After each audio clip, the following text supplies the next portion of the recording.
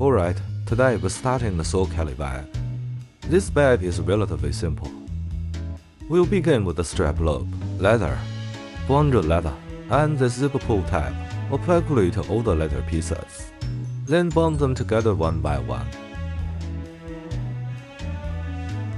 Applicably to the back side.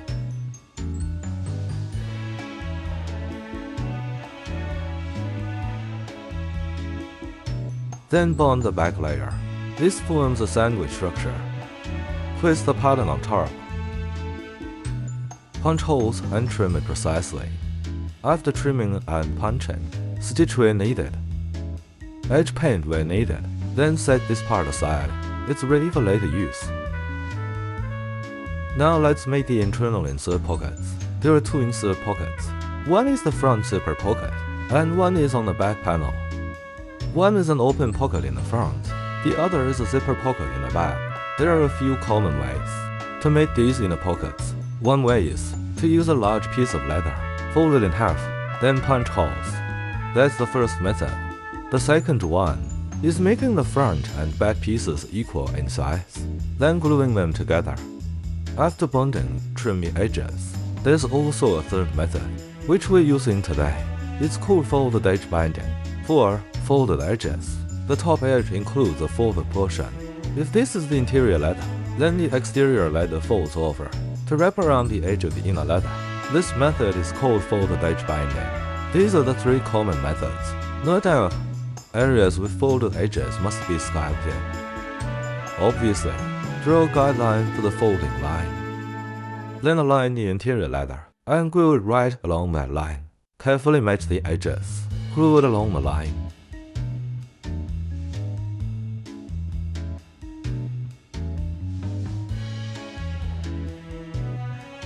One important note here. When aligning to the guideline, the inner leather should be set 0.5 mm to 1 mm lower than the line, because when folding, the inner leather has thickness, so we need to leave that room for the thickness that gives us a clean fold. Now this inner insert pocket is done. Just a reminder, roughen the leather near the edge before bonding it over to ensure a strong hold. Otherwise, after stitching, the edge might lift and look messy. We don't want that. That's just a small tip. After bonding and aligning, trim the edges. Sew the top edge ahead of time. Then edge paint the remaining three sides for later use. Now for the back zipper pocket. We've also bonded it. Take note of the zipper pocket. It's a signature Hermes feature. They were likely the first to use it. Other brands have since adopted it too. It has a full back section, so when folding it back, we need to skive this area thin. Normally, we can skive the back of the outer leather piece, but that's quite tricky to do, so skiving this way works just as well. Because once it's stitched up, you won't see the skive edge. It is all hidden. When skiving, just go about 2 mm on each side of the guideline, or within 2.5 mm on each side. Then, find the two marking lines.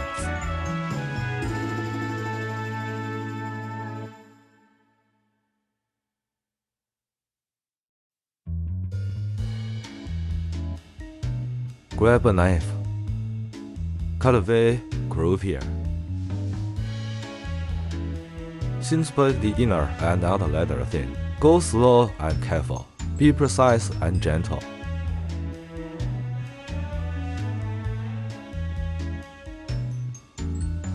And when you reach the top, don't cut all the way through. If you do, once it's folded, you'll see a split on top, which won't look good. So near the top, leave about 1 mm uncut.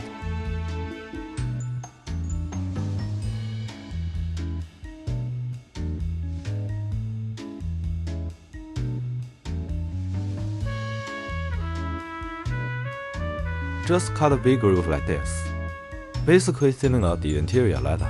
That already makes a big difference.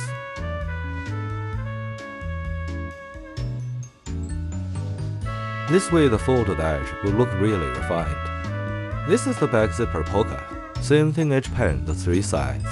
Then punch holes and stitch. and that's it for both inner pockets. As we mentioned earlier, stitch the zipper pocket, then edge paint all 3 sides. This way of doing the slip pocket works perfectly. Here's what the folded edge looks like. And this is the zipper pocket. So the edge painting all around is fine too. Now we'll make one with a curved star and end. You need to fold the star and end. Then get the zipper ready. Since we're installing a zipper, we'll squeeze the edge a bit on the inside. Otherwise, the transition will feel too stiff, right? Then install the zipper pull.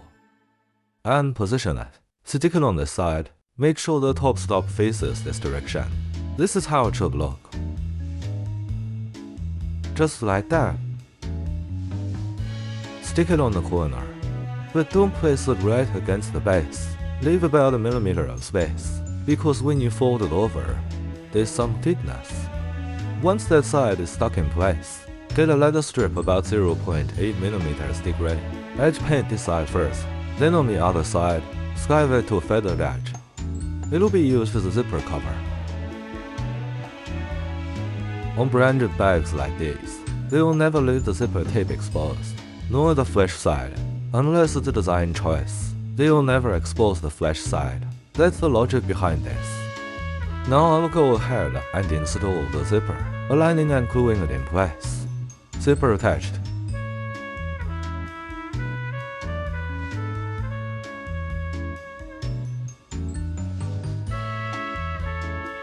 Now for the zipper cover strap, you'll need to squeeze the left, right, and bottom sides, preferably squeeze them all to feather edges.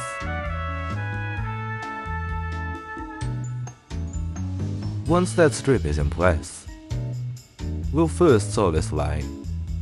That edge is non-stitched. Now we need to fold this edge in half and sew it together. You'll also need a strip like this, a sandwich structure leather strip. Looks a lot like a buckle strap, but it's not symmetrical, so you'll need to cut mirror image pieces. We'll place vegetarian leather in the middle. Leather on both sides, minus one tang in the middle, then glue them together. And that forms the structure, right? Leather on both sides, vegetarian in the center. Just here, after gluing it, you need to squeeze the vegetarian part at the end. This part needs to be thinned.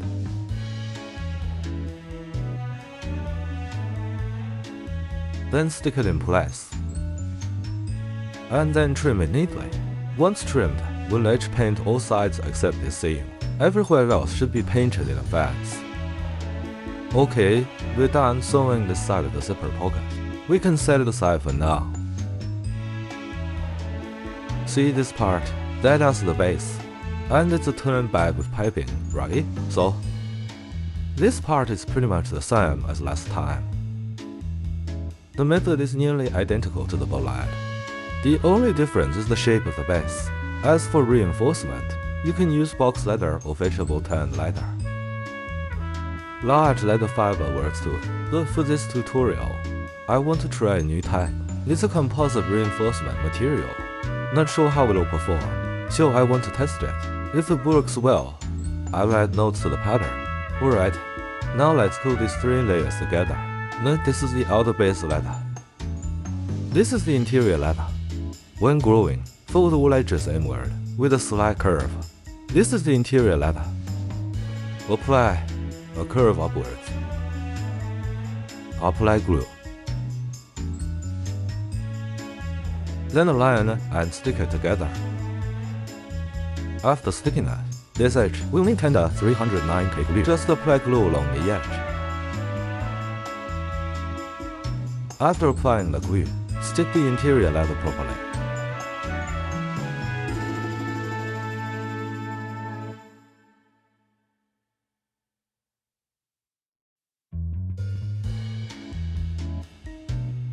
After aligning, fold the exterior leather over the interior.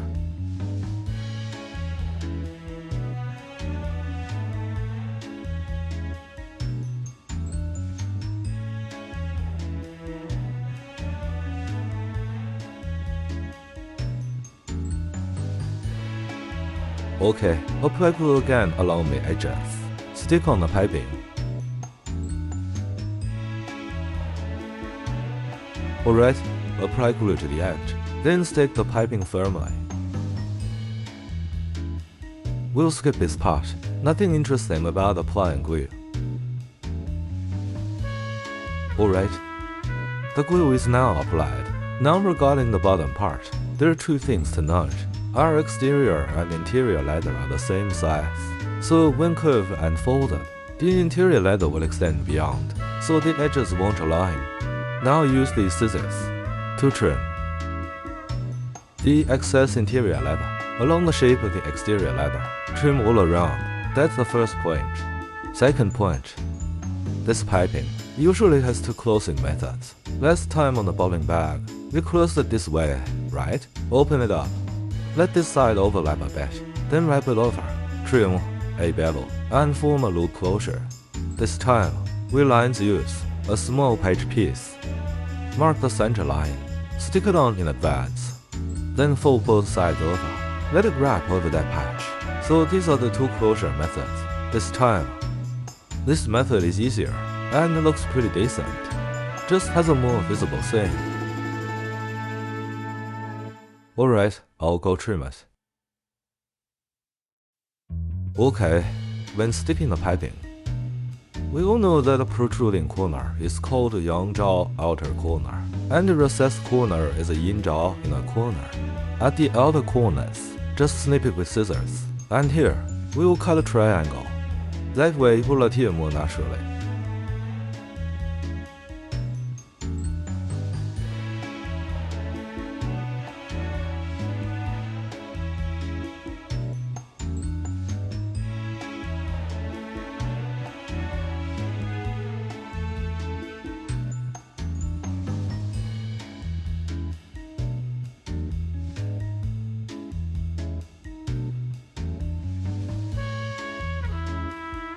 Keep sticking all the way to this point.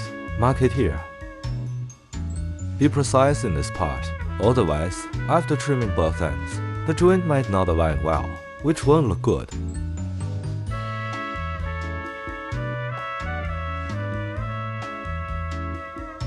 After joining the two ends, flatten it with a pointed tool. Apply glue. Then wait for it to dry. Once dry, press it down. That completes the base section. The edge paint isn't dry yet. I apply it to coat directly, since the edge is quite thick. I will sand it again later, then apply another coat and it's done. Okay. Alright, after finishing the base rim, we'll start assembling the bag. Since we've completed all the small components, here's the interior leather. We'll first align and stitch the inner pocket. So along these three edges, remember to reinforce the back with tape. This part is simple. Same goes for the zipper pocket on the back panel. Find the alignment marks. If you prefer punch and holes, do that first. I'm using a machine to sew, so I won't punch holes. Just align it properly. And the corners, for all these home-style folded corners. Align this section first. After aligning, bring this separate corner over. Then let them join together. That's it. Sew these three sides the same way. I'll go sew them now. The zipper pocket on the back piece and the inner slip pocket on the front piece are now done. At this point, we need to use the upper joining leather to combine them into one piece. Top and bottom joining leather. After joining, we can treat it as one integrated piece. Before joining, this side should be edge painted, and this part needs to be scarf thinner. Now let's sew along this line. Same goes for the back piece.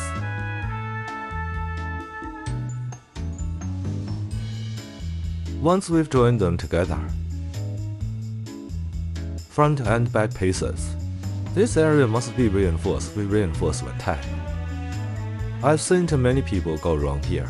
They don't even realize how important reinforcement is. Many people think it looks fine after making it. Some even tear it apart, just by turning the bag inside out. So make sure you take reinforcement seriously. Back piece. We've joined the inner leather on both front and back. Now it's time to bring out the outer leather panels. The front and back panels are the same size. Now we mark the upper edge area here, the reinforcement position. I plan to use stiff diamond here.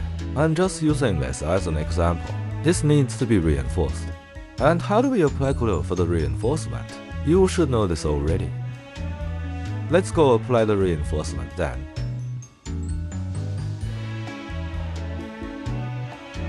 Then we can tag this inner and outer leather, like this.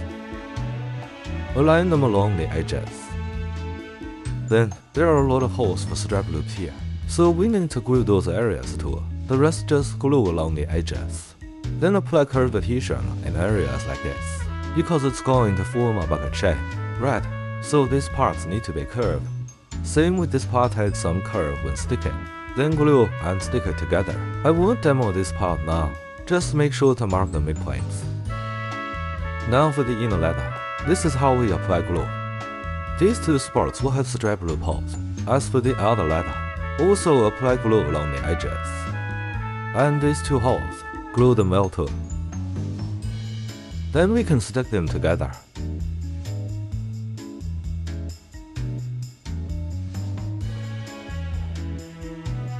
Align the midpoints.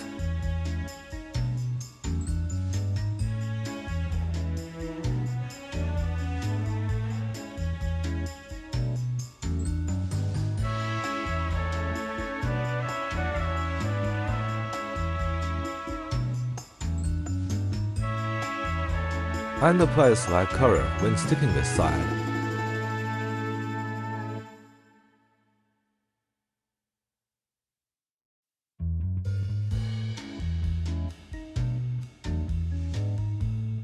Same for this side.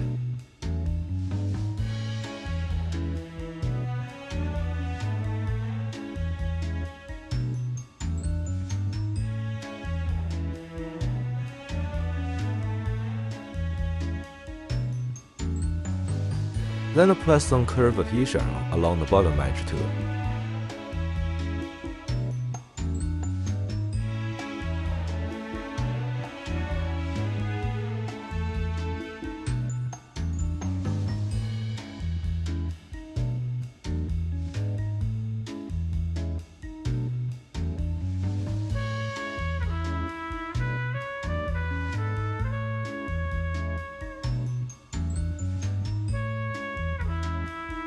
Once all the curves are stuck down, trim excess in the leather along the outer leather edge and punch the holes.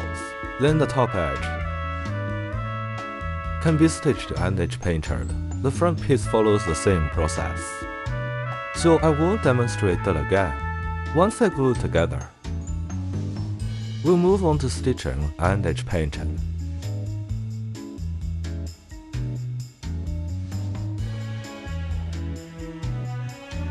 Both front and back pieces, we did quite a bit of work. We stitched all the holes and edge painted everything. Don't forget to install hardware on the front piece before installing the lining. Same goes for the back piece. We also sewed the buckle strap and stitched out those small holes. These steps are fairly basic, so I didn't record them in separate videos. But still, I wanted to mention them to everyone. You punched this stitching line. You punch it separately. Then we have these two things here, side connecting leather pieces. You could call them that. For this side, make sure to edge paint in advance. Don't worry about the other side yet. It has a recessed area. Apply edge paint beforehand. Then polish it close to the edge. Otherwise, it will be hard to glue later. That's all we need to do for now. Just the basic prep work so far. Once we reach this step, we need to glue the piece with the recessed side, this one, onto this part.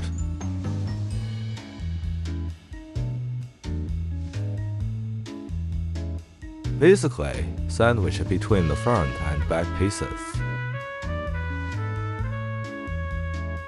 Once glued, just stitch it together. Here, I only punch holes on the front and back leathers. This piece has no hole. Even if you punch them, they probably won't line up. So normally, we just clamp them together, since they're punching holes, and they form a cross pattern. Because there are holes here, when stitching, we need to use an awl. You poke with an awl and stitch. Poke with the awl, stitch a bit. Repeat that. This is basically dot stitching with an awl. It's a must-have skill to learn. Yeah, many times, we have to poke before we stitch, so make sure to practice. When stitching normally, always hold an awl in hand. How you hold and use it is up to you, your own workflow and habits. Just find what suits you best. That's it. Now I'll go glue it and do the stitching. Stitch it up, form it into a cylinder. I will stitch it now. Before gluing, polish this part too. Use some coarse sandpaper.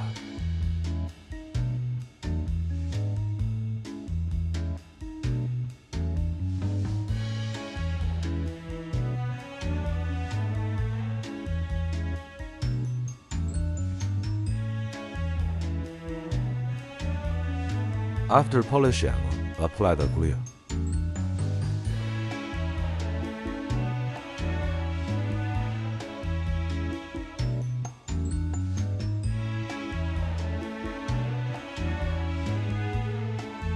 This one has a groove, and this one has a bulgy gauze on top. Make sure you don't put them on backwards.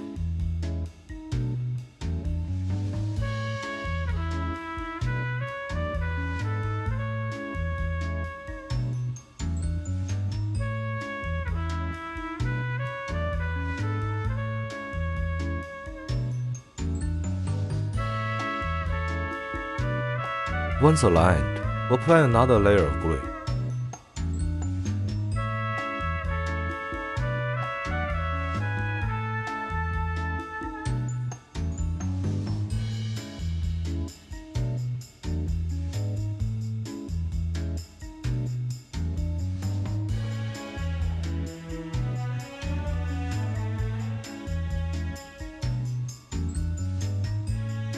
Once the glue is applied to the back piece, we align it with the front piece. Line up the top edge.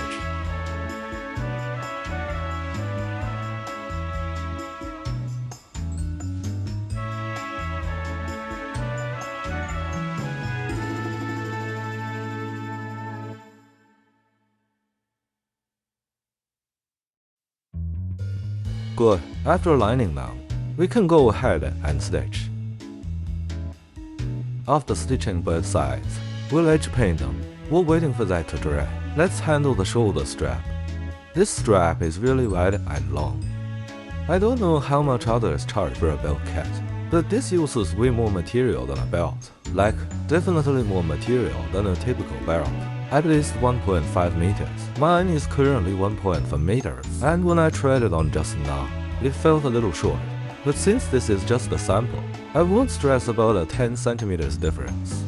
This shoulder strap is one piece. Here as a buckle, just one thing to note about this strap. When attaching the strap, don't skive this part to thin. Yeah. When attaching it, don't skive this part to thin. Don't over skive it, then mark the overlapping section.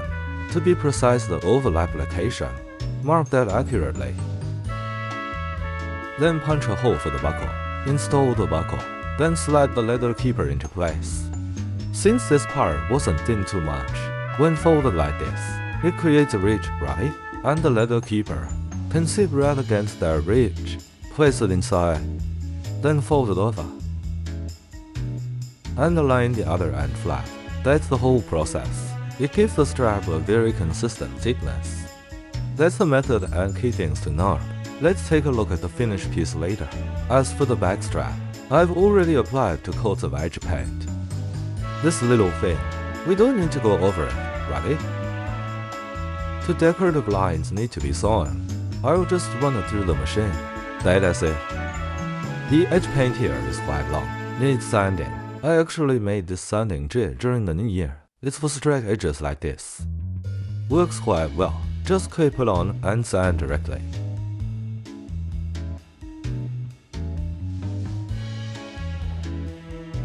this tool. For sanding, this lets you sand things super flat and really fast.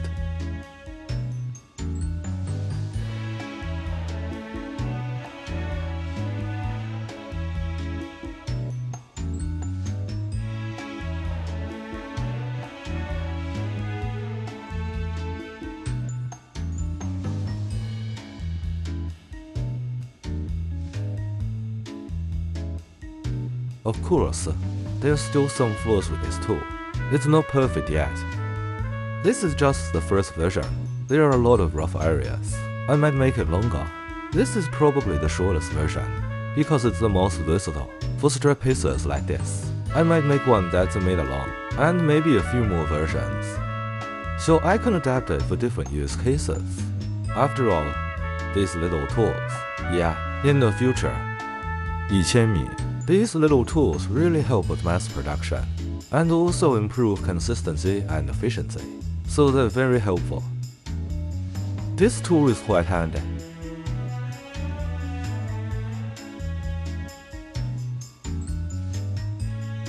Even after sanding, applying edge paint, you can just brace it on this to apply it. Otherwise, with such a long piece, if you try to do it by hand, it bends and twists, and if you're not careful, you'll end up smearing edge paint everywhere. Let's wait until this thing is fully developed.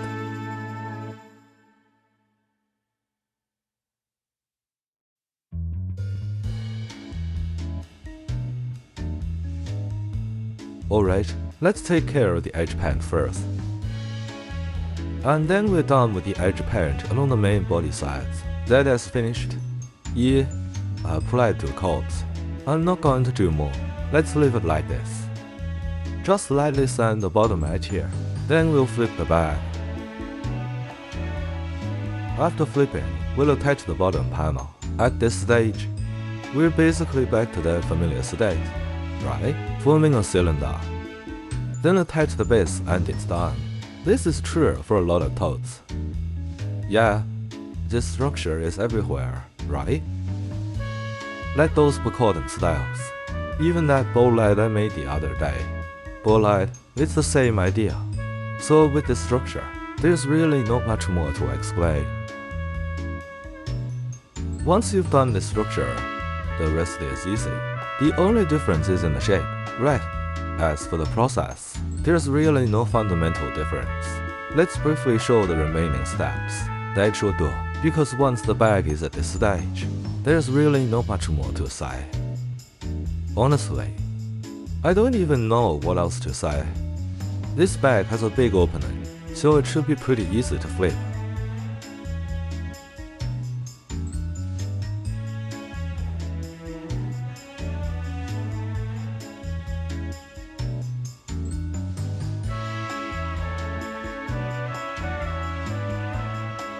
After applying glue, find the midpoints of the front and back pieces. Align the 4 midpoints. This is the back panel with the zipper pocket, so it's the back. Place the joint at the back. Then align it and stick them together. This little part is no longer useful, so I'm going to cut it off. Otherwise, it doesn't look good. It messes up the alignment point. After gluing the bottom panel, use pliers to clamp it in place ahead of time. Try to stick it as flat as possible, but during the process, it's impossible to get it perfectly flat. It just won't be flawless. Just do your best to flatten it. We'll sand it in the end anyway.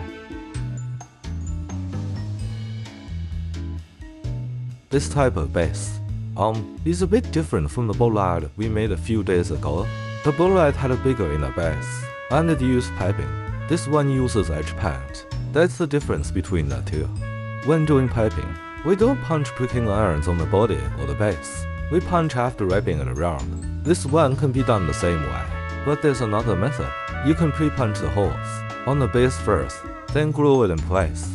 After that, use an awl to poke through from the base holes and into the outer leather. That way, the stitches come out neater. Another method is, like mine here.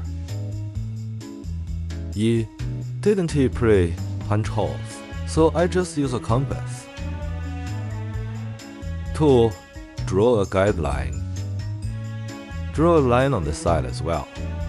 Then along that line, I poke with the awl and sew one stitch at a time. Poke, then stitch. Personally, I find this method faster. You can all give it a try. Just find the method that works best for you. Of course, you can also stand the bag up and punch holes like this, but it's not very comfortable, so I rarely do it that way. Those are a few common methods. Just pick the one that suits you best. That's good enough. Alright, let's reinforce it with pliers. Because I glued it before the glue fully dried, so after sticking it on, there's still tension between the layers. They tend to pull apart. There's a bit of shifting, so reinforcing helps stabilize it. After reinforcing, I'll just go straight to stitching. No punching needed.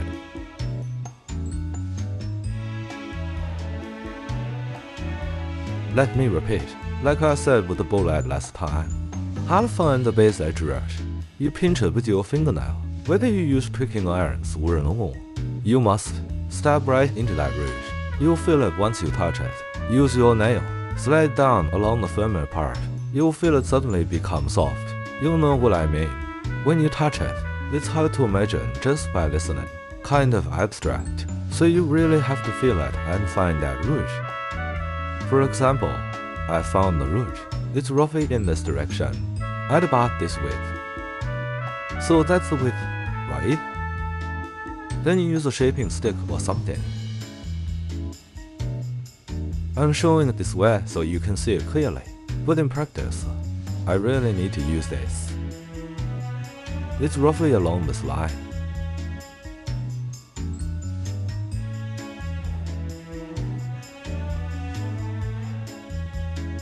This line isn't very accurate. If you follow that line to work, this line is about right. Then just use this line as the reference to do through slitting and stitching, alright? This loop of stitching might take over now. MHM, let's get to work.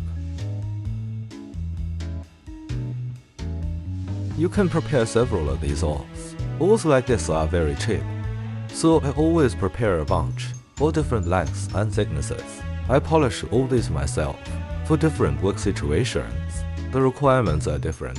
Some, like this thick one, it's blunt and used for applying edge pad or punching some guide holes. This one's relatively thick, and sharper ones are for stitching. There's also a longer one, also very sharp. That one's for stitching cross-cut slits. After separating the slits, it helps punch through. I can't find it now. Don't know where it all went.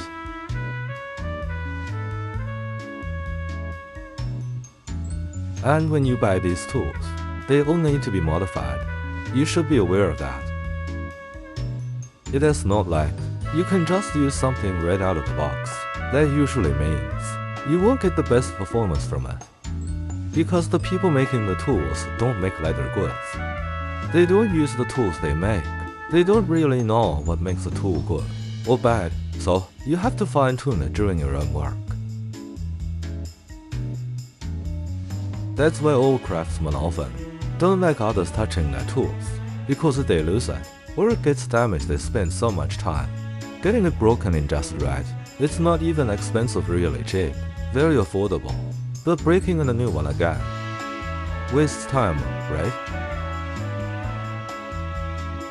So just like that, finish stitching the whole loop. Not bad.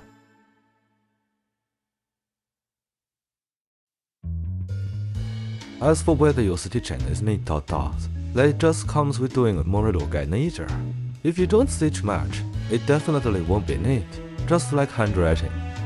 Everyone can write, pen and paper, but how many people write beautifully? And how many don't, right?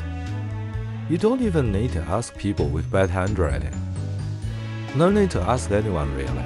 Those who write beautifully definitely wrote a lot more than those who don't. It is about repetition. It's not that hard. Everyone can read, right? It's just that simple. Same principle applies.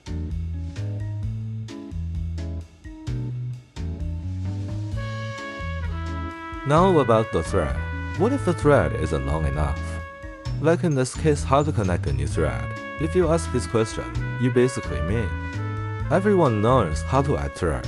Like if it runs out, cut it and add a new one, right? The reason it bothers you is because it's invisible stitching, like stitching here, stitching around the eyelet. If it breaks here, the joint will show. So how do you solve that? If you overlap threads here, it will look like an equal sign ugly, not symmetrical. But if you don't overlap, you're afraid it won't hold. So that's what you're really struggling with, right? Don't get stuck on this kind of issue. You need to analyze it. In places like this, is the stitching under stress or not? Does it bear weight or not? If it's not load-bearing, then you can just overlap the stitches. No need for any fancy double equal signs. Just glue the broken thread in place. Once it's glued properly, it's basically fine, because it doesn't bear much force. If it does bear force, then you must backstitch, because you have to weigh appearance and strength. It's about finding the right balance. Or if you're a perfectionist, you could take it all apart and start over, right? Actually, we all know how to join the threads. The only struggle is in balancing things out. Do you go for looks or for durability? Right? MHM. If it's not bearing weight or barely bearing any, just sew normally. But if it's relatively stressed, like the side panels here, or if it's exposed stitching, in these parts, the stress isn't much in these places, but in others, the stress is quite high. Then you must backstitch. Like this part here takes a lot of force. It's under constant tension every day, right? Then you really need to backstitch a lot. 3 stitches might not be enough. I might do 5 or 6. That way I feel more secure. Another case, if the stitches aren't visible, then do whatever you want. If they're visible, I still backstitch. But if it doesn't look good, then I might redo it from scratch. We'll go around the whole thing again. I'll always double backstitch. It all comes down to personal trade-offs. There's no special trick, no secret method, none. It's all about your approach and mindset. That was a bit of a tangent. Let us keep stitching. Once we finish this round, we'll trim the edges, clean them up a bit, polish them, apply edge paint, and then we can turn the bag inside out. I'll just finish stitching it up.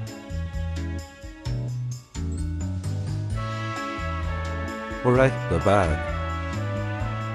I've already applied edge paint to the bottom. 2 layers as well, then just a quick polish, and that's done. Now we move on to turning the bag. Once that's done, it's almost finished. You need to flip it quickly. Don't drag it out. Dragging it out will damage the leather and the backing material. Alright, it's basically done. Now we pass the strap bar through. This part will need some adjusting later. I've already installed the buckle peaks, and the shoulder strap is finished too. There's one detail to note about the strap. These 3 leather loops, 3 leather rings. One of them is fixed. One is fixed, like on a watch strap. It has fixed. Then one goes over 2 layers. That's this one 2 layers. We call that over 2 layers. And another one will go over 3 layers. Once it's folded up, 3 layers will go through it. So one ring is fixed and fits 2 layers. This one's also for 2 layers. And one needs to be slightly larger. That's for 3 layers. That has a strap detail. And another thing, yesterday, this part here, it wasn't this structure. This section can't open up completely. It should be this kind of structure. Yes, stitching line. The top strap line ends right about here. The front and back panels are the same. Once this part is attached, this is the side connecting leather. This part should be sewn together. It should be in a closed state, not fully opened. That should be clear, right? Because I've never seen the finished product, never seen the original, so it's all based on some reference pictures. A friend from our group also told me this. We'll need to punch a hole here for the hardware. Okay, the whole bag is basically finished. To summarize, it's just two panels forming a tube, right? A cylinder shape.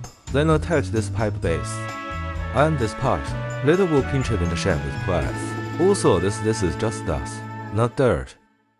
We'll shape the base too. And this area as well. The 3 holes at the back, and the 3 in the front.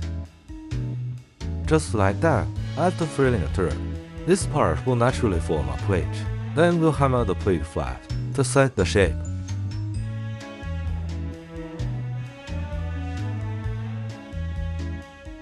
These plates, we need to hammer them symmetrically, make the front and back folds more even.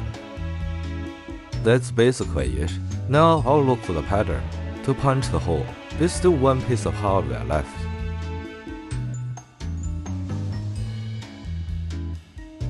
Just install these 2 pieces.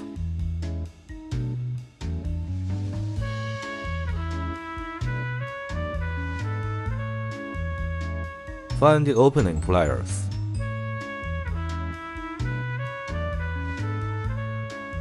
I'm using a 4.5 毫米 hole punch. This hardware, its hole is a bit large.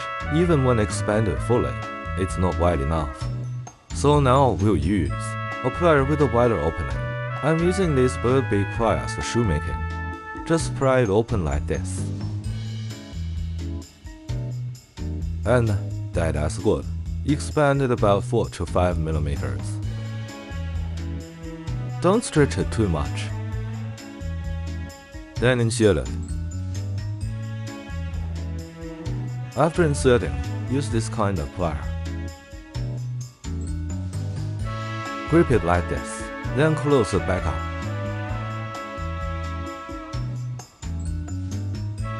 That's it for closing. If it doesn't close fully, it's okay. Leaving a 2 to 3 millimeters gap is fine. No problem at all. Factories usually have clamps for this.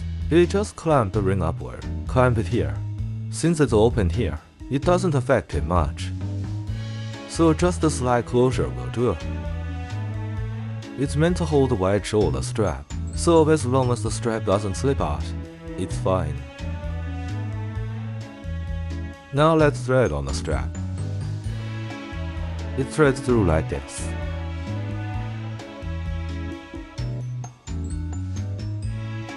Thread through one ring. Then throw another ring here.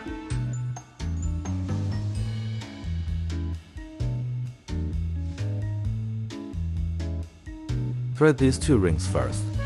Then pass it through the hardware. Then hook along through the keeper ring.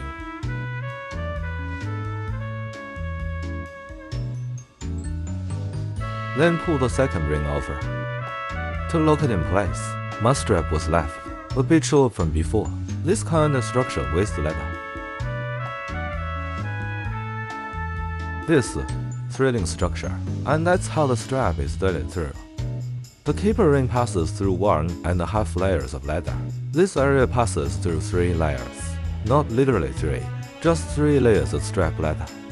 This part goes through 2 layers, so the 3 strap rings are all different in size.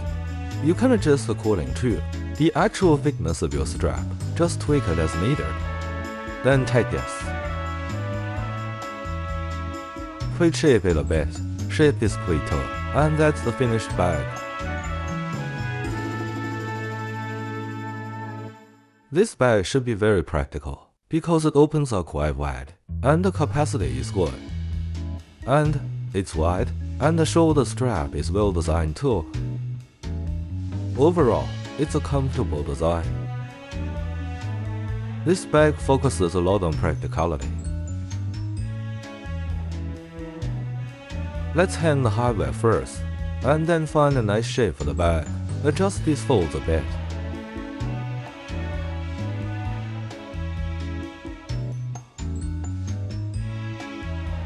Then use pliers to shape these folds directly. Using this pair of pliers to fix the shape of the fold right here. For example, set it to this width and press it firmly.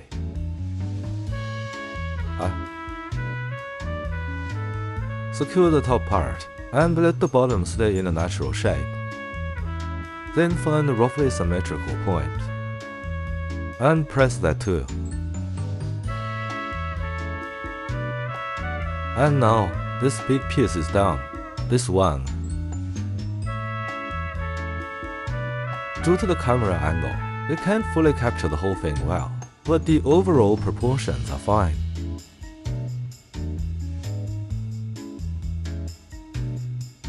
How can I get it all in the shot?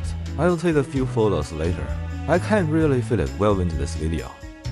I hope you all have a smooth time making it. This joint right here is. This one is the result of a different kind of piping joint. This type works quite well too. That's it for this bag. Come on, I hope you will make it smoothly.